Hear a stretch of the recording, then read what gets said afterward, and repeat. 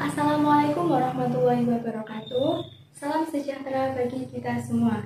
Shalom, Om Swastiastu, Namo Buddhaya, Salam Kebajikan. Perkenalkan, nama saya Sylvie Dwi Anggraeni dari Pendidikan Matematika 2022A, jurusan Matematika, Fakultas Matematika dan Ilmu Pengetahuan Alam, dengan nomor NIM 22030174001. Pada kesempatan kali ini, saya akan menjelaskan mengenai sejarah bahasa Indonesia yang menjadi keunggulan Indonesia sebagai bangsa dalam sudut pandang generasi muda, serta prospek bahasa Indonesia di masa mendatang yang dihubungkan dengan disiplin ilmu yang saya pelajari, yaitu matematika. Berbicara mengenai bahasa Indonesia sendiri tidak dapat lepas dari peristiwa Sumpah Pemuda pada tanggal 27 Oktober sampai 28 Oktober 1928 di Jakarta. Sumpah Pemuda sendiri merupakan peristiwa politik di mana salah satu hal yang dikukuhkan adalah pengakuan berbahasa satu, bahasa Indonesia. Bahasa Indonesia dinyatakan kedudukannya sebagai bahasa negara pada tanggal 18 Agustus 1945 karena pada saat itu Undang-Undang Dasar 1945 disahkan sebagai Undang-Undang Dasar Negara Republik Indonesia. Hal tersebut tampak dalam isi Sumpah Pemuda pada butir ketiga, yaitu kami, putra dan putri Indonesia, menjunjung tinggi bahasa persatuan bahasa Indonesia. Berdasarkan penelitian Badan Bahasa tahun 2017 melalui berbagai pertimbangan telah diputuskan bahwa bahasa Melayu dialek Riau diangkat menjadi bahasa persatuan bahasa Indonesia. Keputusan ini berdasarkan bahasa Melayu dialek Riau merupakan bahasa lingue franche, artinya suatu bahasa yang menyebar hampir di seluruh Nusantara.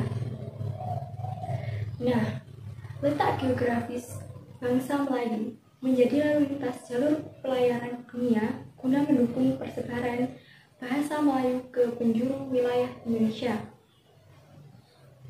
Sebelum Sumpah Pemuda, bahasa Melayu yang merupakan cikal bakal bahasa Indonesia telah banyak dipakai dalam dunia sastra.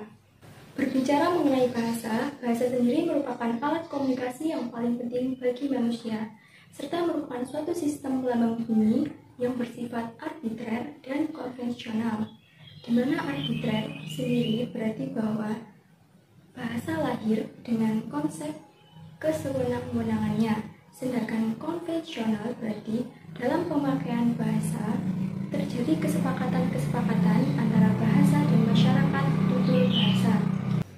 Fakta-fakta inilah yang menjadi keunggulan bahasa Indonesia terutama dari sudut pandang generasi muda.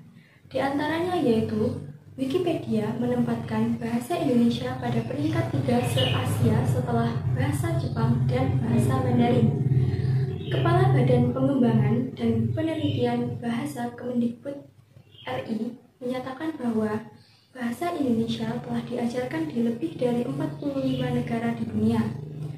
Bahasa Indonesia juga sudah menjadi alat perhubungan tingkat nasional. Pada tingkat internasional, bahasa Indonesia telah menjadi bahasa terbesar di Asia Tenggara dan persebarannya mencakup 47 negara di seluruh dunia. Bahasa Indonesia menjadi bahasa pemersatu bangsa Indonesia yang berbineka tunggal ika, di mana berbeda-beda tetapi tetap satu jua. Mengenai prospek bahasa Indonesia di masa mendatang jika dihubungkan dengan disiplin ilmu, kita sebagai mahasiswa, khususnya mahasiswa prodi pendidikan yang nantinya berperan cukup penting dalam memajukan generasi muda melalui dunia pendidikan, diharapkan bisa menjadi tenaga pendidik yang bisa memberikan contoh penggunaan bahasa Indonesia dengan baik dan benar.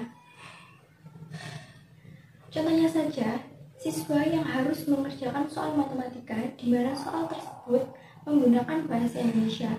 Jika siswa tidak belajar dan tidak mengerti bahasa Indonesia, lantas bagaimana siswa tersebut dapat memahami dan mengerjakan soal matematika yang diberikan?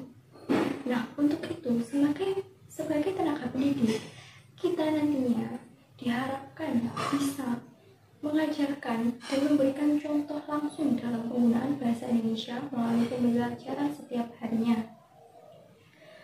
Bahasa Indonesia sendiri dijadikan sebagai mata pelajaran wajib di dunia pendidikan guna menunjang kebutuhan di pelajaran lainnya.